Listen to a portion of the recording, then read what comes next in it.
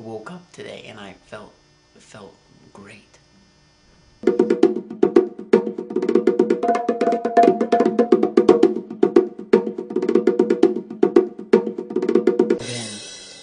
I went to this expo. It was expo model cars and stuff, and there was dudes that built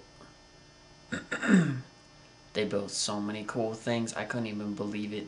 There's this one dude built this it's like a hovercraft, but it's not really hovering. It's just this like sack of air under like this propelled thing, and he did it on water and he did it on land.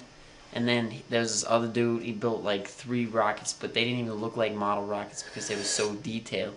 They looked like any kind of rocket you would see in the air flying to Mars or something. Any kind of rocket.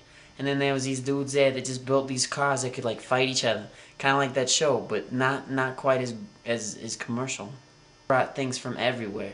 They brought, there was guys from like Oklahoma all the way to guys from like Cleveland. Oh, they didn't. Sometimes animals is used as inspiration. Like this one dude built this car that had like big growling face on it. Like it didn't have like a car features. It had like big tiger claws, but it didn't. Still had all the parts of a car. Like it had like 4 wheels and it drove, but it still was a model. It was inspired by an animal. Cause some dudes they build all these things because they like take inspiration from the characteristics. There was this turtle, but it wasn't like a turtle. It was like a submarine because it had like 3 propellers at the end. But one propeller where the turtle's like 2 feet were gonna go, and then one propeller where the turtle's tail was. But instead of like it being a turtle, it wasn't exactly, because it definitely had some geometric angles and stuff. I went with these cars that I make. They're kind of primitive. They don't have the fancy parts and stuff.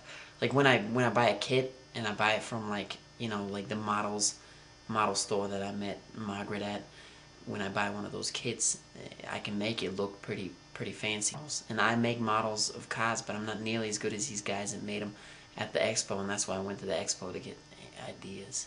I control it. I use this steering device, which is also a pen, and this cone is an obstacle you can use with your car, and it's also the cap to the pen. So not only is it useful in preparing documents, it's also useful as well for having a bit of fun on your desk if you wanted to create a car. As you can see, sometimes it turns just into a demolition match. And there it goes.